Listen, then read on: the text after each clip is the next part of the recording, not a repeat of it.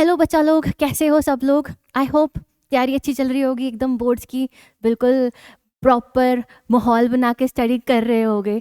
अब आ गया है टाइम हमारे फेवरेट सब्जेक्ट का, मैथ्स। आई नो काफ़ियों को पसंद है, काफ़ियों को नहीं भी पसंद है, बट बच्चा ये one of the most scoring topic है। मोस्ट टॉपिक नहीं बोलूँगी, सब्जेक्ट है।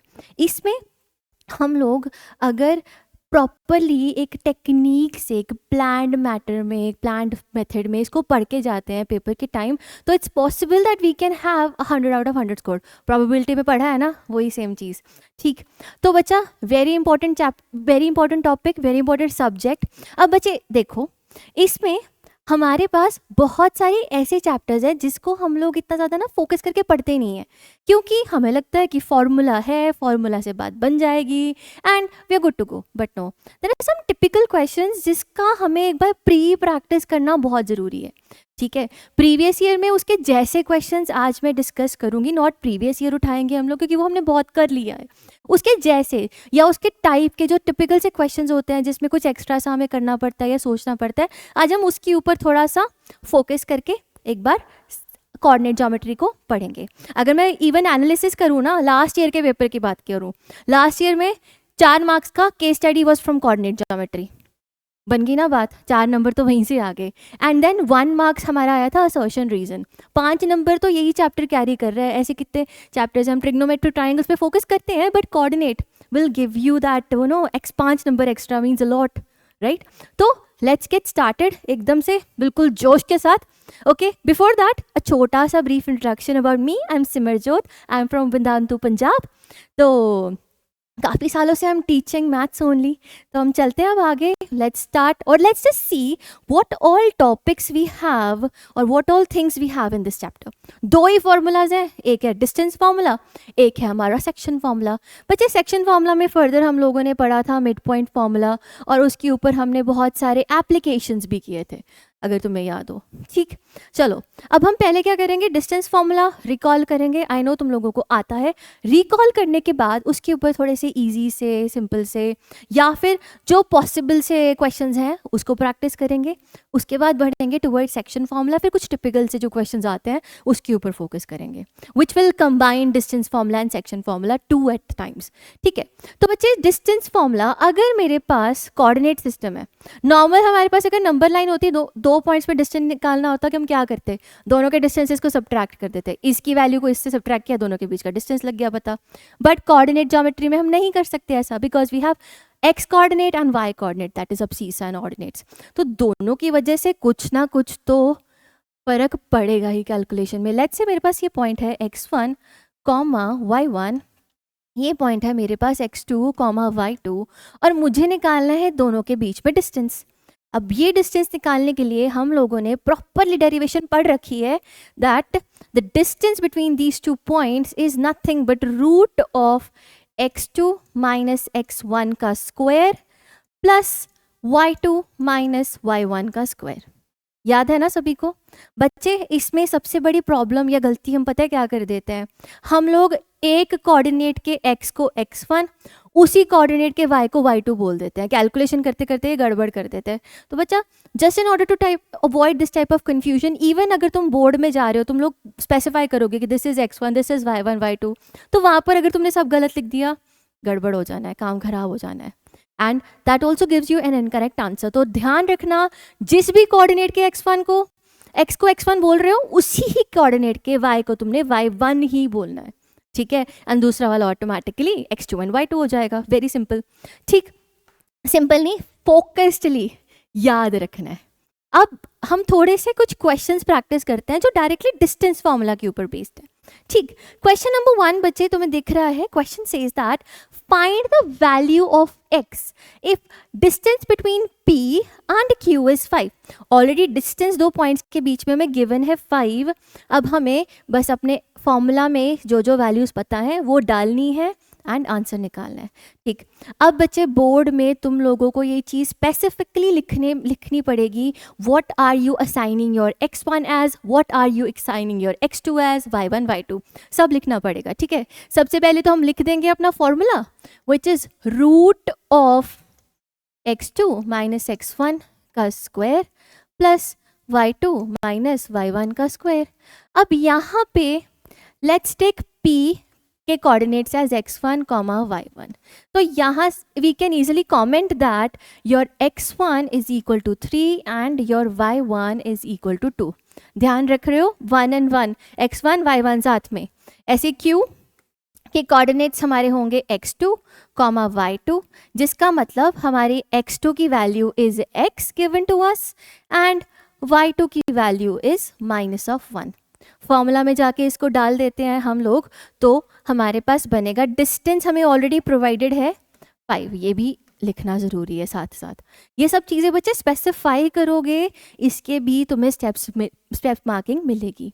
ठीक है, ये एक बहुत अच्छी चीज़ है बोर्ड्स की, जिसकी वजह से हम लोग अपने जो भी पॉसिबल मार्क्स लूज़ कर सकते हैं वो बचा सकते हैं इन सब चीज़ों से। तो करना ही करना है। Now let's just substitute all the values that we have written. 5 is equal to root of x2, x हमारा है, x1 क्या है 3, इसका square plus y2 minus y1, गलत लिख दिया था, इसका square that is equal to 5। अब रूट है, रूट को हटाने के लिए क्या करेंगे, दोनों साइड स्क्वायर कर देंगे, काम आसान। तो let's just square on the either side, तो 5 का स्क्वायर 25 बना, x minus 3 whole square, identity लगा देते हैं, तो x square minus 6x plus 9 हो जाएगा। ऐसे ही -3 का स्क्वायर विल बी 9। ठीक, अब बच्चा इसको रीअरेंज करो, तुम्हारे पास इक्वेशन बनेगी x square minus 6x minus 7 is equal to 0।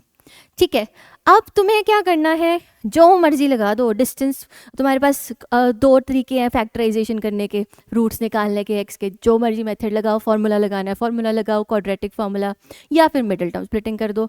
दोनों से तुम्हें मिलेगा x की वैल्यू 7 या फिर -1। ठीक है, क्योंकि -6x को मैं रिप्लेस कर सकती हूँ -7x प्लस x। ठीक है, पेयरिंग करोगे तो x -7 एंड x प्लस 1 तुम्हारे फैक्टर्स बनेंगे, फिर उसको इक्वल टू 0 किया तो तुम्हें 2 वैल्यूज मिल गए, x इज 7 और -1। तो कौन से पॉइंट्स हो सकते हैं, हम कह सकते हैं इस कंक्लूजन से, ईदर इट्स 7 -1 और इट्स -1 -1, इन दोनों पॉइंट्स का डिस्टेंस 3 2 से 5 ही रहेगा। ठीक है, सो ये ध्यान रखना, क्वाड्रेटिक सिस्टम इन क्रिएट हो रहा है, क्वाड्रेटिक की वजह से 2 रूट्स आएंगे ही आएंगे। ठीक, तो this was the first question बच्चा, सिंपल सा। आगे चलते हैं, ये एक इंटरेस्टिंग टाइप, प्लस मैं इसको बोलूँगी एक टिपिकल टाइप का क्वेश्चन है, आता ही आता है। टिपिकल किसकी वजह से हो रहा है, ये तुम्हें वर्ड दिख रहा है ना, इक्विडिस्टेंट, इसकी वजह से हो रहा है। चलो अब डिस्कस करते हैं इसके बारे में। क्वेश्चन क्या कहता है, find a point which is equidistant from A and B. Equidistant का मतलब अभी भी नहीं पता, तो डिस्कस करते हैं। इक्विडिस्टेंट क्या बोलता है, अगर आपके पास कोई पॉइंट है, लेट्स से P, देन एक पॉइंट है हमारे पास A और एक पॉइंट है हमारे पास B, तो P का A से डिस्टेंस, P का B से distance is equal, this distance is equal to this distance, या फिर मैं सिंपल लैंग्वेज में, मैथमेटिकल लैंग्वेज में लिखूंगी, AP is equal to PB। That's what it talks, or that's what we talk about or we discuss about the equidistant word। कभी मत घबराना कि देख के कि ये क्या आ गया, इक्विडिस्टेंट, इक्विडिस्टेंट इक्वल डिस्टेंस, दोनों को क्लब करके बोल दिया। चलो अब बच्चे इसके ऊपर भी क्वेश्चन कर लेते हैं हम लोग। तो क्वेश्चन क्या कह रहा है, ये AP is equal to PB है ना, ये इक्वल डिस्टेंस से हमने पता कर ही लिया। अब P को हम क्या कहते हैं, it's let's say it's x, y, क्योंकि इसकी वैल्यू निकालनी है, x एंड y करेंगे तो ही पॉसिबली हम आंसर निकाल सकते हैं। अब बच्चे पहले आप क्या करोगे, AP डिस्टेंस कैलकुलेट करोगे using the distance formula again. अब इसके x को उसके x से माइनस कर दो, स्क्वायर कर दो, इसके y को उसके y से माइनस करके स्क्वायर कर दो। ठीक है, देन BP डिस्टेंस निकाल दो, वो भी क्या होगा, इसके x से उसके x का सब्ट्रैक्शन और उसकी स्क्वायरिंग, एंड इसके y से उसके y की सब्ट्रैक्शन एंड उसकी स्क्वायरिंग। आई बिलीव मैंने सही लिखा है, ये बिल्कुल सही। चलो अब मैंने बोला AP is equal to PB, पर रूट्स हैं, रूट्स की चक्कर में हम घबराएंगे नहीं, रूट्स को हटा देंगे। रूट्स को कैसे हटा देंगे? मुझे पता है अगर दो चीज़ें इक्वल होती है तो उनका स्क्वायर भी उन दोनों की इक्वल ही होगा। Very obvious ma'am. 2 is equal to X, तो X square is equal to 2 का स्क्वायर, ठीक है। ऐसे ही A P is equal to P B, तो ए पी का square equal to P B square, है ना। चलो अब ए पी का स्क्वायर, ये रूट हट जाएगा तो हम लिख देंगे एक्स माइनस 2 का स्क्वायर प्लस y प्लस 5 का स्क्वायर। ये तो अंडरस्टैंडेबल है। अब चलते हैं इस पार्ट की तरफ, तो ये बनेगा x माइनस 2 का स्क्वायर प्लस y माइनस 9 का स्क्वायर, ठीक है। रूट इसमें भी हटेगा, बीपी का स्क्वायर करेंगे जब हम। अब बच्चे ये हो गए कैंसिल, बिकॉज सेम चीज़ है तो सबसे पहले हम कैंसिल करने की कोशिश करते हैं। अब इसको एक्सपांड करो ज़रा, y square plus 10y plus 25, y square minus 18y plus 81। सही है कि नहीं है? हाँ जी सही है। चलो ये y स्क्वायर फिर कट गया, सॉल्व कर दो तो तुम्हें y की वैल्यू मिल जाएगी माइनस ऑफ 2 की 2, सिंपल 2। देखो ये इधर गया 18 28y, ये उधर जाएगा 56, 2 टाइम्स आ जाएगा, ठीक है। सो y इज इक्वल टू 2। अब फंस गए हम लोग, x की वैल्यू कहाँ से निकालेंगे? x तो कट गया बच्चे। अब हम कोई भी इक्वेशन डालें ना और y की वैल्यू को 2 डाल के देखने की कोशिश करें, x की वैल्यू हम कैलकुलेट ही नहीं कर पाएंगे।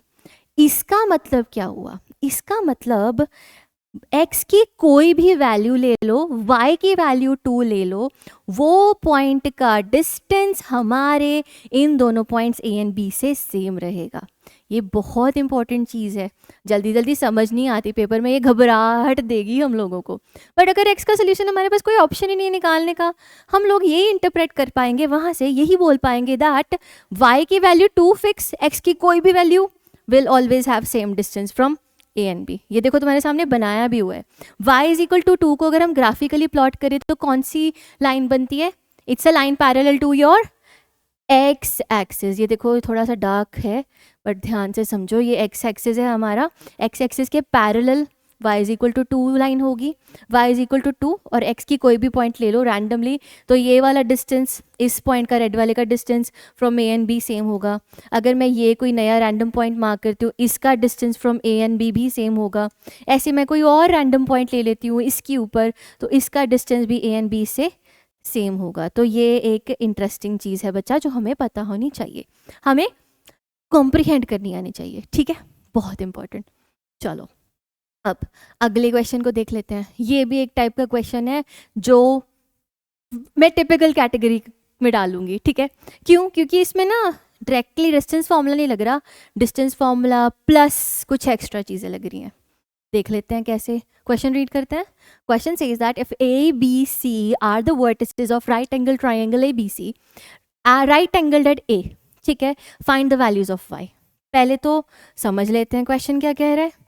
हमारे पास एक राइट एंगल ट्राइंगल है, ठीक है, वो राइट एंगल्ड है ए के ऊपर, ये शायद बी होगा, ये सी होगा, ऑब्वियस सी बात है। अब बच्चे इन्होंने क्या बोला, ये सारे ना वर्टिसेस हैं A B C of right angle triangle. हम लोगों को इसका कोई स्पेसिफिक राइट एंगल ट्राइंगल के साथ रिलेटेड कॉन्सेप्ट यूज करके आंसर निकालना है for your Y.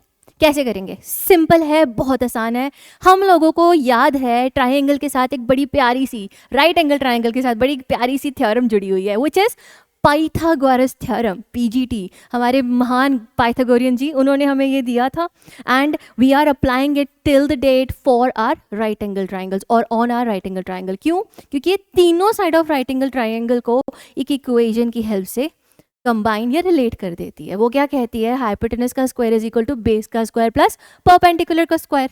So I can easily write here also that BC, which is the hypotenuse, इसका square is actually equal to AB square plus AC square।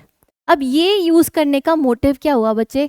BC distance मैं निकाल सकती हूँ distance formula से, AB distance मैं निकाल सकती हूँ डिस्टेंस फार्मूला से, AC भी निकाल सकती हूँ। अगर एक ही इक्वेशन में सारी वैल्यू सब्स्टिट्यूट हो जाए और एक वेरिएबल प्रेजेंट हो, क्या क्वेश्चन सॉल्व नहीं किया जा सकता? हाँ जी किया जा सकता है, तो वही करते हैं।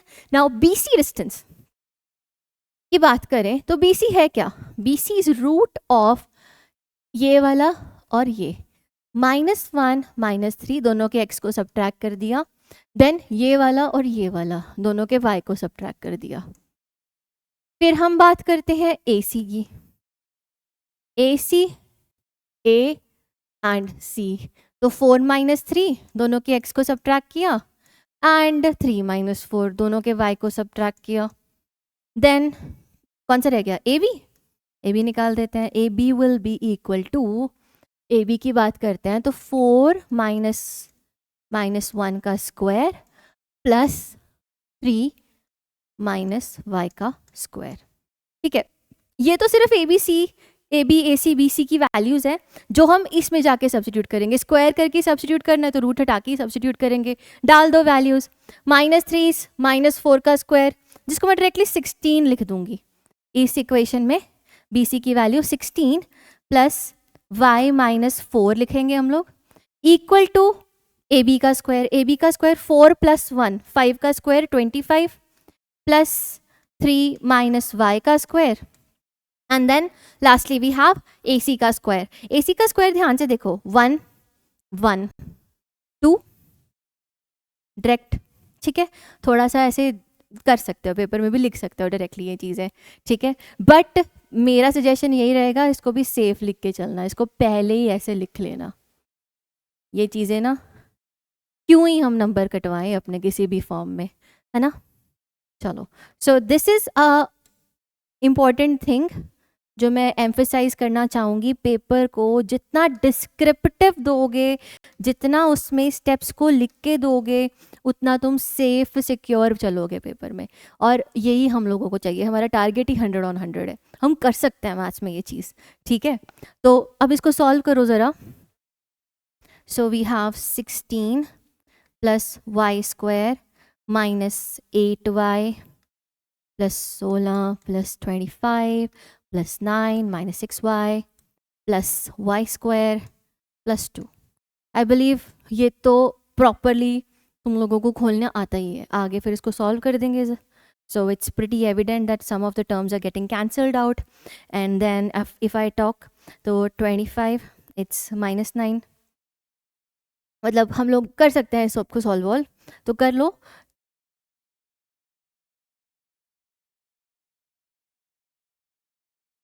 फोर और ये बनेगा -2y। अगर हम पूरी इक्वेशन को रीअरेंज करके सॉल्व करें, यहाँ से y की वैल्यू कितनी आ जाएगी? -2। That's your answer. ठीक है, मेंटली करना है, मेंटली कर दो। पेपर में तो तुम पूरा लंबा करके लिख दो और बहुत अच्छा है। ठीक है, ये चीज़ तो मैं बार बार तुम लोगों को बोलती जाऊंगी। ठीक, अब बच्चा नेक्स्ट कॉन्सेप्ट, दूसरा फॉर्मूला जो हमें परेशान करता है कभी कभी, बट है बहुत आसान। अगर एक बार रट लो तो काम डालना है, रटना है, समझना है, जिस मर्जी से उसको इंटरप्रेट करना है, वो हमारे लिए इंपॉर्टेंट है। ये है सेक्शन फॉर्मूला बच्चे। ना what does section formula talks और what does section formula is. अगर मेरे पास 2 पॉइंट्स हैं A और B, तुम्हारे सामने बना रखे हैं, ये है पॉइंट नंबर A, ये है पॉइंट B, इसकी कोऑर्डिनेट्स है x1 y1, इसके कोऑर्डिनेट्स है x2 y2, और तीसरा कोई पॉइंट इन दोनों के बीच में P, जिसके कोऑर्डिनेट्स है x, y। और ये जो P है, AP और PB को एक प्रॉपर रेशो में डिवाइड कर रहा है, AB को m/n में डिवाइड कर रहा है। तो हम लोग हमारे जो ये एक्स वाई कोऑर्डिनेट्स हैं, इसको रेशो और AB के कोऑर्डिनेट्स के साथ रिलेट कर सकते हैं। या फिर हमें P नहीं पता, हमें पता है कि P उसको m/n में काट रहा है, डिवाइड कर रहा है AB को, तो हम कोऑर्डिनेट्स ऑफ P वहाँ से कैलकुलेट कर सकते हैं। लिख लेते हैं फॉर्मूला, याद भी होगा, तो एज आई राइट तुम लोग भी अपनी नोटबुक में लिखना। So we can say that the formula or the section formula or the coordinate of x of P will be mx2 plus nx1। पहली वाली रेशो दूसरे वाले कोऑर्डिनेट के एक्स अब सी से मल्टीप्लाई किया हम लोगों ने, दूसरी वाली रेशो का सेकेंड पार्ट उसको हमने x1 से मल्टीप्लाई किया बाय m प्लस। ठीक है, ऐसे ही अगर मैं y कोऑर्डिनेट की बात करूं तो y will be y is equal to same चीज m पहली वाली रेशो दूसरे वाले कोऑर्डिनेट के साथ y2 के साथ, n को y1 के साथ बाय m प्लस n। अच्छा, मेरा एक सवाल है इसमें, माई क्वेश्चन इज दैट कि एम और एन की एलोकेशन, एम और एल की allocation x1 y1 x2 y2 के साथ इम्पोर्टेंस कोई रखती है कि नहीं रखती? अगर मैंने यहाँ पे x2 y2 ले लिया, यहाँ पर x1 y1 ले दिया और m रेशो n ले दिया, क्या मेरा फॉर्मूला सही रह जाएगा? सोचना इसके बारे में। नहीं रहेगा। देखना, डिस्कस कर लेते हैं। डिस्कस क्या कर लेते हैं अभी के लिए, हम लोग इसको रट लेते हैं, याद कर लेते हैं कि अगर हम लोग सेक्शन फॉर्मूला लगाएंगे तो अगर ये m रेशो n है, ये पॉइंट P है, ये x1 y1 है, ये x2 y2 है, तो बच्चे हमेशा याद रखना पहले ही कोऑर्डिनेट के साथ रेशो पहली वाली, जैसे m रेशो n है तो m के साथ पहला वाला हमारा कोऑर्डिनेट आएगा एंड दूसरा वाला कोऑर्डिनेट टुवर्ड्स n आएगा, एंड तभी हमारा सेक्शन फॉर्मूला सही से लग पाएगा। अगर उल्टे कोऑर्डिनेट्स के साथ तुम लोगों ने सेक्शन फॉर्मूला लगा दिया, आंसर विल गेट इनकरेक्ट। ठीक है, वेरी इंपॉर्टेंट थिंग, ध्यान रखना। अब ये क्वेश्चन देखो तुम्हारे सामने, यहाँ पर क्वेश्चन की हेल्प से हम इस चीज़ को ज़्यादा अच्छे से समझ पाएंगे। क्वेश्चन क्या कहता है हमारे पास, we are given with the coordinates of point which divides the line segment joining A B in ratio 3:1। मतलब कोई लाइन है ए बी, ठीक है, और एक कोई हमारे पास पॉइंट है ये P जो इसको 3:1 में डिवाइड कर रहा है। ठीक है, हमें P की कोऑर्डिनेट्स कैलकुलेट करने हैं। अब बच्चे ध्यान रखना, 3 A की वाली साइड, 3 पार्ट्स A वाली साइड पे बन रहा है, 1 पार्ट B वाले साइड पे बन रहा है, तो A के कोऑर्डिनेट्स जहाँ से हम स्टार्ट कर रहे हैं वही हम असाइन करेंगे, 4 -3। ठीक है, सेम 8 के B के 8 5। This is a very important step, very crucial step. हम लोग रेशो 1:3 लिख के 4 -3 एंड 8 5 नहीं लिख पाएंगे, वो पॉइंट P को इस साइड ले आएगा, फिर वो कोऑर्डिनेट्स किसी और के बता देगा। ठीक है, अब हम लोग कैलकुलेट करते हैं P के कोऑर्डिनेट्स x। तो मैं पेपर में ये चीज़ डायग्राम बना के ना डायग्रामेटिकली मेंशन करना होगा, इंपॉर्टेंट है। अब हम A के कोऑर्डिनेट्स निकालते हैं, तो A के कोऑर्डिनेट्स क्या थे, पहली वाली रेशो ये m with x2 plus n with x1 by m plus n 1+3। ठीक है, इसको सॉल्व करेंगे ज़रा तो विल गेट 28/4, आई थिंक 24 + 4 28/4, तो that gives you the value of x as 7। ठीक है, y निकालेंगे, सेम 3 पिछले वाले से 5, 1 फ्रंट वाले से -3 बाय 1+3। इसको सॉल्व करो ज़रा, 15 - 3 12, 12/4 3। तो हमारे कोऑर्डिनेट्स क्या बन गए, x, y is equal to 7, 3। अच्छा रहेगा अगर तुम लोग इसको स्टेटमेंट में लिख दो, the coordinates of the given point which divides the line in m ratio n is this. जरूरी है, जरूरी, every time emphasising, very important. चलो बच्चा नेक्स्ट क्वेश्चन देखते हैं।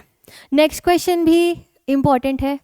इंपॉर्टेंट कैसे है, इसके टाइप के क्वेश्चंस ना, जैसे x एक्सेस, y एक्सेस, ये बहुत क्रूशल रोल प्ले करते हैं, क्योंकि इससे हमें एक कोऑर्डिनेट पहले से ही मिल जाता है जिसकी हेल्प से हम रेशो को कैलकुलेट कर सकते हैं। क्वेश्चन देखो, 2 पॉइंट्स गिवन है, what ratio does x axis divide the line segment joining the points P and Q?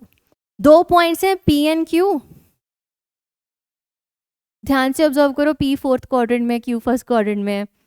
Just for our understanding, ये पॉइंट Q है, ये पॉइंट P है, ये हमारा कोऑर्डिनेट एक्सिस है, एंड एक लाइन है जो इन दोनों को ज्वाइन कर रही है।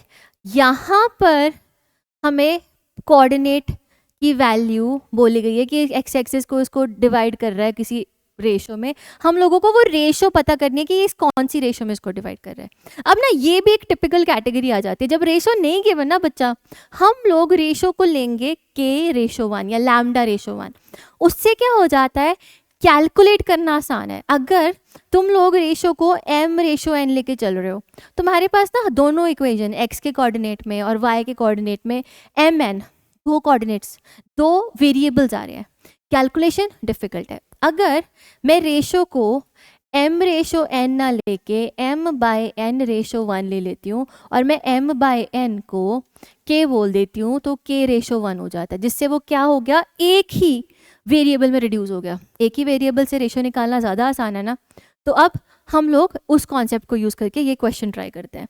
एक बार इसको तुम रियल लाइफ में डायग्राम की फॉर्म में देख लो। ये सिचुएशन है, हमारे पास p प्रेजेंट है, q प्रेजेंट है, तुम लोगों को r पता है कि ये x एक्सिस के ऊपर है। अच्छा, r is on x axis, इसका मतलब r का ऑर्डिनेट क्या होगा? ऑर्डिनेट माने y कोऑर्डिनेट क्या होगा? जल्दी जल्दी कमेंट्स में भी बताना, हम भी डिस्कस करते हैं। r will be y0, r में जो y होगा वो होगा 0। We will have a coordinate which looks like, हमारा जो कोऑर्डिनेट होगा इसमें it will be something like x, 0 जैसा। ये बड़ा इंपॉर्टेंट है, ये सबसे ज़्यादा क्रूशल रोल प्ले करता है। तभी मैंने कहा था x एक्सिस, y एक्सिस, ये बहुत इंपॉर्टेंट चीज़ होगी, इससे हमें एक कोऑर्डिनेट पता लग जाएगा। अगर वही लाइन हमारी कोई ऐसे होती ना y एक्सिस के ऊपर और हमें y के ऊपर रेशो पूछा होता, point is on y axis, तो हम लोग कहते कि इसका फॉर्म है 0, y। ये याद रखना, वैसे हमें पता होती हैं ये चीज़ें, हम लोग जब क्वेश्चन सॉल्व करते हैं ना तो we zone out in these things. Remember this is also a typical thing. तो you need to know that अगर लाइन x एक्सिस से पास कर रही है तो उसका y कोऑर्डिनेट 0, अगर y एक्सिस से पास करी तो इसका x कोऑर्डिनेट 0। अब बच्चे इससे ना काम बहुत आसान हो गया कैलकुलेशन करने का। मुझे पता है my ratio, we are taking the ratio as lambda ratio 1, पीछे के रेशियो 1 बोला था, लैम्डा मान लेते हैं। चलो लैम्डा रेशियो 1 ले लेते हैं। हमें x1, y1, x2, y2, देखो कितने अच्छे तरीके से लिखा हुआ है, बोर्ड में लिख के आना है ये। तो x1, y1, x2, y2, इसको यूज़ करके हम लोग अपने कोऑर्डिनेट्स को कैलकुलेट कर लेंगे, रेशियो को कैलकुलेट कर लेंगे, सॉरी। अब बच्चे हमें बताएं हमारा जो पॉइंट है उसका y क्या है, 0। तो मैं कह सकती हूँ 0 will be equal to m/2, m हमारा क्या है, लैम्डा, y2 क्या है, -3, प्लस n/1, n क्या है, 1, y1 अपना क्या है, मैंने उल्टा लिख दिया ना, lambda, this will be lambda y2 6 and -3 by 1 plus lambda. अब सॉल्व करना ज़रा, लैम्डा की वैल्यू क्या आएगी, lambda will come out to be 1/2। तो रेशो क्या आ गई अपन की, 1/2। सिंपल, याद रखना ये चीज़, लैम्डा रेशो 1। वैसे तो हम लोगों ने काफ़ी प्रैक्टिस कर रखी है, बोर्ड का ये one of the famous favourite question है, आता रहता है। PYQs उठाओगे तुम देखोगे पिछले कितने साल, 10 साल से PYQs में ये टाइप का क्वेश्चन तो आ ही रहा है। लास्ट ईयर नहीं आया था, लास्ट ईयर में इसके जैसा असर्शन रीजन में आ गया था 1 मार्क में, तो वहाँ पर भी सेम चीज़ हमें चेक करनी पड़ी, ठीक है। और तुम लोग अगर 1/2 लैम्डा की वैल्यू निकाल देते हो बच्चा, तो ऑटोमेटिकली तुम लोग पहला कोऑर्डिनेट x भी निकाल सकते हो। Simple, mx1 plus ny2। तो तुम्हें रेशो पता है m क्या है, n क्या है, उसको डालो और अपना वैल्यू निकालो, निकाल सकते हैं मतलब। अब ये भी एक इम्पॉर्टेंट कैटेगरी है, ये हम लोग मिड पॉइंट फॉर्मूला पढ़ के आते हैं। हम लोगों को याद है, अगर मैं बात करूं मिड पॉइंट फॉर्मूला क्या बोलता है, मिड पॉइंट थ्योरम या मिड पॉइंट का बिहेवियर क्या होता है, एक लाइन को वो सेम रेशो में डिवाइड कर देता है। अब मेरे पास एक पॉइंट है x1 y1 और मेरे पास एक पॉइंट है x2 y2, और मुझे ये वाले कोऑर्डिनेट की वैल्यू निकालनी है। तो इसकी वैल्यू मुझे section formula will help in me in that. इसमें मुझे सेक्शन फॉर्मूला के हिसाब से दिख रहा है कि मेरा m और n 1 है। फॉर्मूला में अगर मैं डालूंगी तो मुझे पता लग जाएगा x1 plus x2/2 will give you my x coordinate, y1 plus y2/2 will give me my y coordinate. ठीक है, ये तो एविडेंट है, अंडरस्टैंडेबल है। चलो अब बच्चे ये क्वेश्चन को देखते हैं। ये क्वेश्चन उसका भी थोड़ा सा आप कह सकते हो अपर वर्जन है या फिर उसका ही सब कैटेगरी है। मिड पॉइंट का कॉन्सेप्ट तो नहीं यूज़ करेगा, बट मिड पॉइंट से आगे जब हम जाते हैं ट्राई सेक्शन के ऊपर, पहले आती है बाई सेक्शन, फिर ट्राई सेक्शन, फिर 4 टाइम सेक्शंस, तो हम उसकी तरफ हमें इसको मूव करना पड़ेगा। तो चलो देखते हैं क्वेश्चन। ये है क्वेश्चन की स्टोरी। देखो क्या कह रहा है question. Question is saying that there are the coordinates और you have to find the coordinates of a point which trisects the line segment joining A B. A B को 3 इक्वल पार्ट्स में वो cut कर रहा है, try section. By section mean 2 equal part में cut करना, try section mean 3 equal part में cut करना। अब सोचो ज़रा, एक लाइन है उसको 3 पार्ट्स में कट करना है तो कितने कट्स बनाएंगे? एक ये कट, तो 1 2 3 3 पार्ट्स बन जाएंगे, जैसे तुम्हारे सामने ये बना हुआ है। पहले हमने ये पॉइंट P प्लेस किया, ये पॉइंट Q प्लेस किया, हम लोगों को 3 सेक्शंस मिल जाएंगे। एंड तीनों के तीनों ट्राई सेक्शन, तीनों के तीनों means the 3 of the lengths will be equal. ठीक है, अब बच्चे हम लोगों को using the ratio concept, P की रेशो, P किस रेशो में डिवाइड कर रहा है AB को, Q किस रेशो में डिवाइड कर रहे हैं AB को, वो चेक करना होगा। ठीक है, उसके बाद तुम लोग इस क्वेश्चन को खुद से सॉल्व करना। मेरा एजेंडा यहाँ पर तुम्हें ये बताने का है कि P की रेशो क्या है, Q की रेशो क्या है, P किस रेशो में डिवाइड करे, Q की किस रेशो में डिवाइड कर रहा है, बिकॉज उसके बाद तो फॉर्मूला ही लगाना है, वो तो आता ही है सेक्शन फॉर्मूला। तो बच्चे लैम्डा, P के पास, P के पहले एक पार्ट ऑफ लैम्डा है, फिर पीछे 2 पार्ट ऑफ लैम्डा है, तो I can say P is dividing the line in lambda ratio 2 lambda, और आई कैन से 1 रेशो 2। तो P is dividing the line in 1 ratio 2, very important thing. ऐसे ही अगर मैं Q के ऊपर जाऊँ, 2 पार्ट्स लैम्डा के पहले एंड देन बाद में, सो 2 ratio 1। So this is also very important thing, 1 ratio 2, 2 ratio 1। ठीक है, ऐसे ही अगर हमारे पास एक लाइन है और उस लाइन को हम लोग अब इस बार 4 पार्ट्स में कट कर रहे हैं, 1 2 3 पॉइंट्स बनेंगे, हमारे पास क्या हो गया, 4 पार्ट्स जनरेट हो गए, lambda lambda lambda and lambda. बिल्कुल सही है। अब मुझे अगर इन पॉइंट्स की कोऑर्डिनेट्स को बताना हो तो मैं फिर दोबारा सेम रेशो का कॉन्सेप्ट यूज कर सकती हूँ। Yes ma'am, we definitely can. अब ये होगा लैम्डा रेशो 3 लैम्डा, मतलब इसकी रेशो 1 रेशो 3। ये तो देखो 2 लैम्डा, प्यारा सा 1 रेशो 1 आ गया, अपना फेवरेट। इसको तो हम कैलकुलेट भी ऐसे एकदम से झटपट से कर देंगे। लास्ट 3 लैम्डा 1 लैम्डा, तो विल हैव 3 रेशो 1। तो अगर 4 पार्ट्स में, 4 इक्वल पार्ट्स में लाइन हमारी डिवाइड हो रही है तो हमें घबराना नहीं है कि कोऑर्डिनेट्स को कैसे कैलकुलेट करेंगे। हम लोगों को पता है 4 इक्वल पार्ट्स में हम रेशो को ईजिली कैलकुलेट कर सकते हैं। ठीक, सो दैट्स इट। आगे चलते हैं, आगे बढ़ते हैं अगले क्वेश्चन की तरफ। क्वेश्चन ये भी बड़ा प्यारा सा क्वेश्चन है, इसमें ना फ्रैक्शन आ गई, रेशो नहीं है फ्रैक्शन है। अब देख लेते हैं क्या चीज़ है रेशो एंड फ्रैक्शन का डिफरेंस। फ़र्क कुछ नहीं है, हम बस सोच लेते हैं कि 3 रेशो 5 गिवन है इसमें। यही तो गड़बड़ है सारी, यहीं पर तो फंस जाते हैं सारे। क्वेश्चन देखो, the coordinates of the point P and Q। Question को ध्यान से रीड करते हैं। P and Q are respectively 4, -3 and जो भी है ये, find the abscissa of a point R on the line segment PQ such that PR by PQ is 35। बच्चा इसमें PR देखो, एक लाइन है अपन के पास PQ, उसके बीच में कोई पॉइंट बैठा है R, ऐसे कुछ। ठीक है, इन्होंने PR बाय PQ की हमें रेशो या वैल्यू बता दिया कि PR बाय PQ इज 3/5। मैं ये भी कह सकती हूँ PR is 3/5 of PQ, PR is 3/5 times of PQ, right? बात सही है। अगर मुझे RQ निकालना हो, RQ will be PQ minus PR, और यहाँ से अगर मैं बात करूँ तो इट्स PQ माइनस 3/5 PQ, तो it means it's 2/5 of PQ, right? RQ will be 2/5 of PQ। अब मुझे निकालनी है ratio PR ratio RQ।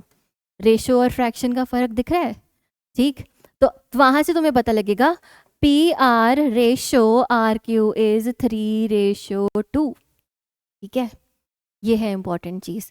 Fractions directly देख के ये मत कह देना कि ये रेशो गिवन है, रीड करना कि ध्यान से यहाँ पर लिखा क्या है, इट्स PR एंड PQ, गड़बड़ हो जाएगी पेपर में। ठीक है, तो 3:2 हमारे पास इस पॉइंट की वैल्यू है। कोऑर्डिनेट्स तुम्हें पता है, तुम अब निकाल सकते हो द अदर एब्सिसास एंड ऑर्डिनेट जो भी पूछा गया है। ठीक है, वेरी इंपॉर्टेंट। चलो अब चलते हैं ये नेक्स्ट क्वेश्चन की तरफ। ये एक सब कैटेगरी ऐसी है जिसमें हमें बहुत से कॉन्सेप्ट्स लगाने पड़ जाते हैं। ये तो वैसे सिंपल सा क्वेश्चन है, उसके बाद तुम्हें सारी कैटेगरीज एक बार दिखा दूंगी, हम सॉल्व नहीं करेंगे, बहुत हो गया। सॉल्व नहीं करेंगे, बस कैटेगरीज देख लेंगे कि कौन से क्वेश्चन में अगर रोम्बस पूछा है तो रोम्बस मुझे क्या क्या प्रूव करना है, पैरेललोग्राम पूछा है तो क्या क्या प्रूव करना है, सो दैट पेपर में जाके हम लोग फंसे ना। और इसको लिखते जाना as I show you the slides, important है, ठीक है। अब बच्चे ये क्वेश्चन भी बड़ा सिंपल सा है बट टिपिकल कैटेगरी, घबरा जाते हैं हम लोग इसको देख के। क्वेश्चन क्या है, A B C D coordinates given है, ये वर्टिसेस ऑफ पैरेललोग्राम है, ये फोकस मेरे लेके, मैं इसको लेके फोकस करके आगे बढ़ती हूँ, देखती हूँ क्या क्यों। Find the values of A and B, hence find the length of its sides. Okay चलो, मैं दिमाग में मेरे पहले थॉट प्रोसेस आएगा, अच्छा मुझे ए और बी निकालना है, मैं इस साइड को इस साइड से, इस साइड को इस साइड से इक्वल कर दूंगी क्योंकि पैरेललोग्राम की अपोजिट साइड्स इक्वल्स होती हैं। पर कितना लंबा चला जाएगा, तुम खुद सोचो, ए स्क्वायर बी स्क्वायर की टर्म्स बन जाएंगी। Factorization is not so easy here. Let's do one thing, let's go to the other property of a parallelogram. Parallelogram में डायगोनल्स जो होते हैं वो एक दूसरे को क्या करते हैं, बाइसेक्ट, एक दूसरे को टू इक्वल हाफ्स में डिवाइड करते हैं। तो यहाँ पर ए बी डायगोनल है, ए सी डायगोनल है, ये दोनों पॉइंट ओ पे लेट्स से मीट कर रहे हैं। अब ए सी का मिड पॉइंट और बी डी का mid point will be same, और होगा क्या, वो mid point of A C and B D. अब इसको यूज करके हम लोग बहुत आसानी से ए एंड बी निकाल सकते हैं। अच्छा चलो, let's talk about mid point of A C.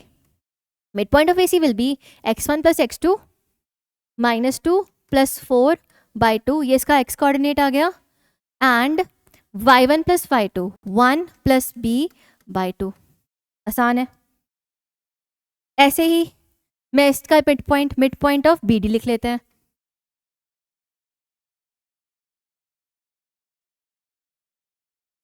Mid point of B D क्या होगा हमारा, mid point of B D will be a plus 1 by 2 comma y क्या होगा इसका 0 प्लस 2 बाई 2। ये बात जच रही है ना, मुझे तो जच रही है, तुम लोग देख लो क्या बन रहा है। अब हमें पता है मिड पॉइंट्स इक्वल होंगे क्योंकि सेम ही ओ पे ही तो बैठा है, ओ ही का कोऑर्डिनेट होगा। चलो अब इसका x will be equal to this x, so we have 2 by 2 is equal to a plus 1 by 2, a की वैल्यू आ जाएगी 1। मैंने इसका x कोऑर्डिनेट इसके x कोऑर्डिनेट से इक्वल कर दिया क्योंकि दोनों इक्वल है तो axis of the both of them will be equal. और ऐसे ही बच्चे हम लोगों को दोनों के y कोऑर्डिनेट्स भी क्या करने पड़ेंगे, इक्वल, ठीक है। तो y कोऑर्डिनेट्स को इक्वल करा जरा, तो 1 plus B by 2 will be equal to 2 by 2, तो b भी क्या आ जाएगा 1। So that's how we find out the value of A and B. नहीं तो ना डिस्टेंस फॉर्मूला लगाते लगाते निकल जाएगा टाइम पेपर में, और हम लोगों को स्मार्टली पढ़ना है, स्मार्टली करना है हर चीज़ को। मिड पॉइंट लगाओ, काम आसान बनाओ। चलो अब बच्चे, जो मैं कैटेगरी तुमसे डिस्कस करना चाह रही थी, मैं तुम लोगों को बोल रही थी ना कि अगर इक्विलेटरल ट्रायंगल आ जाए उसको प्रूव करना है क्या करेंगे, रोम्बस आ जाए उसको प्रूव करना है क्या कर लेंगे। तो इसके लिए पेन पेपर निकालो, ये चीज़ मेरे साथ जैसे जैसे डिस्कस करेंगे लिखते जाना। सबसे पहली चीज़, अगर हमारे पास इक्विलेटरल ट्रायंगल है, फॉर एन इक्विलेटरल ट्रायंगल हम लोगों को क्या करना पड़ेगा, एंगल्स का काम नहीं कर पाएंगे, एंगल 60 डिग्री से क्या फ़र्क पड़ने वाला है, नो। हमें पता है इक्विलेटरल ट्रायंगल में all the 3 sides are equal, तो तुम लोगों को तीनों साइड्स का डिस्टेंस निकाल के उसको इक्वल प्रूव करना होगा, ठीक है। So prove that the 3 sides are equal, ठीक। Next question, right angle triangle. Right angle triangle के लिए क्या चलता है, अभी पहले डिस्कस किया था, पाइथागोरस थ्योरम लगाओ, एंड तुम्हारी तीनों साइड्स हाइपोटेनस का स्क्वायर, बेस का स्क्वायर प्लस परपेंडिकुलर के स्क्वायर के बराबर होना चाहिए। See prove that the sum of the squares of 2 sides is equal to square of the third side. तो कोई भी एक साइड का स्क्वायर तो इस बाकी 2 साइड के स्क्वायर के सम के बराबर होना चाहिए, ये कॉन्सेप्ट लग जाएगा, काम आसान। देन स्क्वायर है बच्चे, अब स्क्वायर है, स्क्वायर के लिए क्या करेंगे, चारों साइड्स को इक्वल प्रूव करेंगे। But is that enough? I don't feel so, because चारों साइड्स तो रोम्बस की भी इक्वल होती हैं। उसको और ज़्यादा जस्टिफाई करने के लिए बच्चे हम लोगों को ये कॉन्सेप्ट पता है that the diagonals of rectangle are equal. तो हमें ये भी प्रूव करना पड़ेगा, तो हमें 4 साइड्स प्लस 2 डायगोनल्स इक्वल करने पड़ेंगे फॉर स्क्वायर। स्क्वायर के लिए भी, और अगर रेक्टेंगल की बात करूंगी, रेक्टेंगल के भी डायगनल्स इक्वल होता है, तो उसके ऑपोजिट साइड्स इक्वल कर दो और उसके डायगनल्स इक्वल कर दो तो रेक्टेंगल में हो जाएगा। यहाँ पे लिखा हुआ है for a rectangle prove the opposite sides are equal and 2 diagonals are equal. ठीक है, ऑपोजिट साइड्स प्लस 2 डायगनल, ये भी करना पड़ेगा। तो 6 साइड्स तो हम कैलकुलेट कर ही रहे हैं हर केस में। रोम्बस के केस में बच्चा सिर्फ 4 साइड्स इक्वल हो जाए तो भी चल जाएगा। ठीक है, because we are not specifying it's a square और not, right. Then parallelogram, parallelogram का सबसे आसान काम है, अपोजिट पेयर को इक्वल कर दो, बिकॉज हमें पता है opposite sides of parallelogram are equal, that's enough. ठीक है, तो ये बहुत इंपॉर्टेंट कैटेगरी है, इसका अपने पास नोट बना लेना, जो शॉर्ट नोट्स तुम लोग प्रिपेयर करते ही हो पेपर के टाइम पे। Rhombus, rectangle, square, right angle, equilateral triangle के केसेस में हम लोगों को क्या क्या चीज़ें इक्वल प्रूव करनी है। क्वेश्चन आ जाता है 3 नंबर में और ऑप्शन में आ जाएगा, और बहुत आसान क्वेश्चन है, नंबर बच रहे हैं इसमें। ठीक है, आगे चलते हैं। अब मैंने जैसे अभी तुम लोगों को थोड़ी देर प्रेजेंट मेंशन की है ये बात, स्पेशली पिछले साल बोर्ड में क्या आया था, केस बेस आया था। किसका आया था? कोऑर्डिनेट ज्योमेट्री का आया था। उसमें वो शूटिंग स्टार का क्वेश्चन था आई बिलीव। हम लोग क्या करते हैं, हम लोग एक और केस बेस उठाते हैं, इंटरेस्टिंग सा ही केस बेस है, ऐसी डायग्राम से दिख के वैसे ही मन अच्छा हो गया ना, तो इसी के ऊपर क्वेश्चन देखते हैं ये केस बेस है क्या। तो केस बेस में ये एक स्टोरी गिवन है कि थारुण्या थी, वो फुटबॉल प्लेयर थी, उसने गेम खेला, वर्ल्ड कप जीता। ठीक है, नाउ उसने यहाँ पर हमने ना एक तरह से स्पेसिमेन, हमारे पास ग्राउंड गिवन है, ग्राउंड में डिफरेंट डिफरेंट लोगों की पोजीशन, जैसे विंगर मैन होता है, फॉरवर्ड प्लेयर होता है, अटैकिंग मिड फॉरवर्ड होता है, सेंट्रल वगैरह, सबके हमें लोकेशंस दे रखी हैं, और फिर कुछ क्वेश्चंस हैं जिसको हमें आंसर करना है। ये हमारा लास्ट होगा। ठीक है, अब बच्चे ध्यान से देखते हैं क्वेश्चन नंबर 1 क्या बात कर रहा है। Question 1 is stating that at an instant the midfielders and the forward formed a parallelogram। चलो, midfielders and the forward players जो है वो parallelogram बना रहे हैं, तुम लोगों को स्पेसिफाई किया है कौन से ABC। फाइंड द पोजीशन, इसमें ना बस ये याद रखना ये पैरेललोग्राम की बात हो रही है, बड़ी इंपॉर्टेंट चीज़ है। Find the position of the central midfielder D, ये रहा D, नहीं दिख रहा तो थोड़ा हाईलाइट कर लेते हैं, ये है D।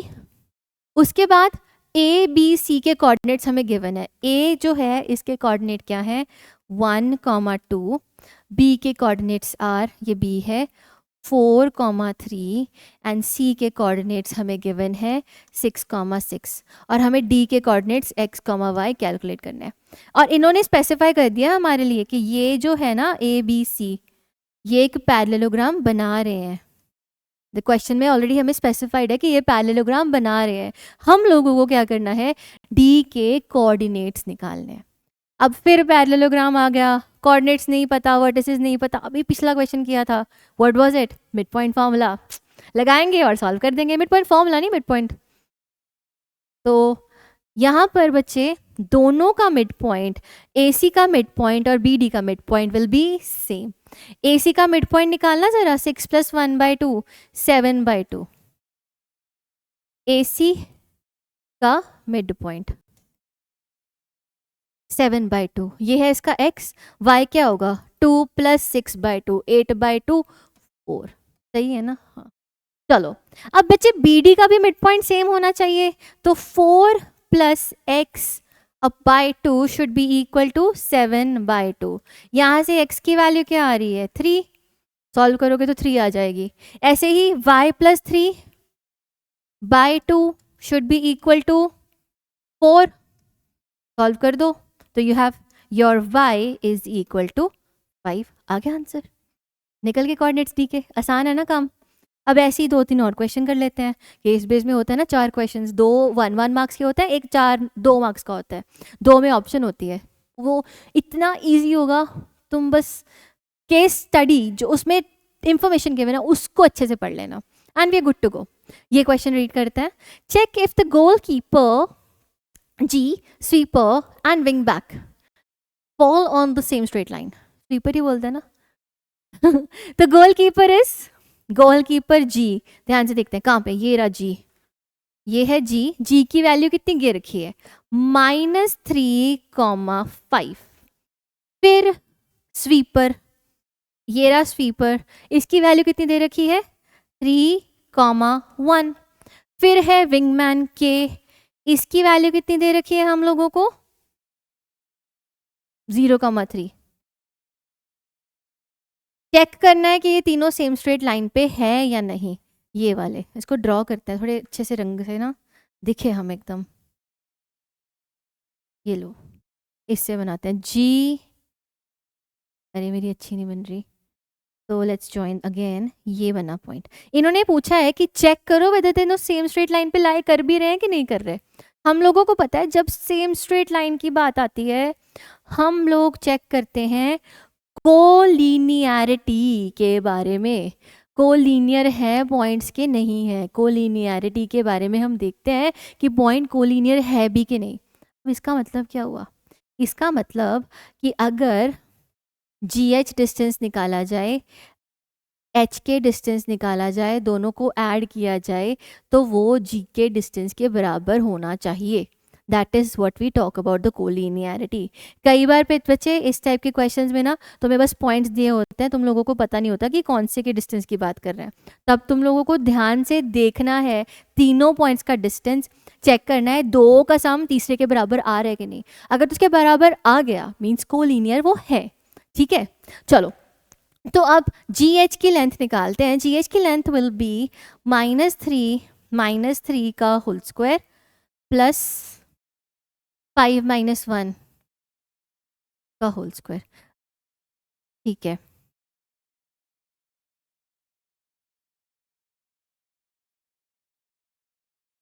बच्चे we can't directly state this relation.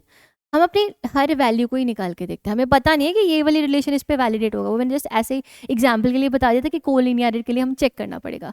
पहले GH का डिस्टेंस कैलकुलेट करते हैं। तो GH is actually equal to 6² 36 प्लस 16 विच इज इक्वल टू 52 का रूट, या फिर 52 रूट इज 4 × 13। 4 को बाहर निकालो, 2√13। ऐसे ही अगर मैं बाकी कोऑर्डिनेट्स की वैल्यूज बाकी सारी लेंथ्स निकाल लूँ, GH ये आ गया, HK की लेंथ निकालो। HK की लेंथ कितनी होगी 3 - 0 3 का स्क्वायर 1 - 3 रूट ऑफ 3² प्लस 2², ये बन जाएगा रूट ऑफ 13। ऐसे ही GK की लेंथ देख लेंगे। GK की लेंथ कितनी आ रही है -3 0 -3 का स्क्वायर 5 and 3 5 - 3 2 का स्क्वायर, तो ये भी रूट ऑफ 13 बन जाएगा। अब बच्चे हो क्या रहा है ध्यान से, HK प्लस GK, ये मैंने HG लिख दिया, HK plus GK will be equal to और is coming out to be equal to GH, क्योंकि root of 13 plus root of 13 is 2√13 only, जो कि यहाँ पे सेटिस्फाई कर रहा है। मतलब कि the points are actually collinear. वो धोखा मत खा जाना कि GH एंड HK GK हमारे डिस्टेंसेस वेरी कर रहे हैं, कोऑर्डिनेट्स की वजह से डिस्टेंस वैल्यू कैन चेंज, ध्यान रखना। ठीक, नेक्स्ट लास्ट क्वेश्चन देख लेते हैं। लास्ट क्वेश्चन क्या है, इफ डिफेंसिव मिडफील्डर कौन सा है, A 1,4, attacking midfielder B 2,-3 and striker E A, B are on the same straight line. ये तीनों स्ट्रेट लाइन के ऊपर बैठे हैं। ठीक है, secondly B is equi distant, B का डिस्टेंस इससे, B का डिस्टेंस इससे एग्जैक्टली सेम है। अरे बाप रे, ये तो इनडायरेक्टली बोल रहे हैं कि भाई this is the mid point. B जो है A एंड E का मिड पॉइंट है। तो अब मुझे पता है 1 + 4/2 नहीं 1 + A/2, क्योंकि इसका x और इसका x, तो 1 + A/2 B के x के बराबर होगा। तो यहाँ से A निकला 3। ऐसे ही 4 + B/2 इज इक्वल टू -3, तो B कितना आ जाएगा -10। आगे कोऑर्डिनेट्स। तो बच्चा डायरेक्ट क्वेश्चन था, सिंपल क्वेश्चन था, कोऑर्डिनेट्स स्टेटमेंट को अच्छे से रीड किया और हमने कर लिया। तो इतना सा ही है ये चैप्टर, इसकी वजह से हम लोग गड़बड़ कर देते हैं। बट हम लोगों को हर छोटे छोटे आसान आसान चैप्टर से नंबर निकालने हैं। स्टैटिस्टिक्स इंपॉर्टेंट हो गया, प्रोबेबिलिटी इंपॉर्टेंट हो गया, जिसको ना इग्नोर करके पढ़ा जाता है कि चलो ये तो हो ही जाएगा। नहीं करना बच्चा, जो हम सोचते हैं कि ये तो हो ही जाएगा, पेपर में वो ही फंसा देता है। तो किसी भी पेपर की मैं बात करूं, SST, science, Hindi, English, Punjabi, कोई भी उठा लो, हर बार हर चीज़ को, आसान वाली को स्पेशली पहले पढ़ना। यू नेवर नो, आसान वाली में से क्या पता ज़्यादा वेटेज आ जाए, बच जाएंगे हम पेपर में। तो always be focused, be consistent. पूरे साल की मेहनत अब तुम उसमें एक्स्ट्रा और एफर्ट्स डालोगे तो ही वो रिजल्ट देगा बच्चे। अगर तुम अब छोड़ दोगे तो पिछले जो तुमने एक साल में इतनी मेहनत की है बोर्ड्स के लिए, वो सब खराब हो जाएगी। ठीक है, एंड बोर्ड्स में जाके चक दो फट्टे। ठीक है बच्चे, so closing of the class, see you next time.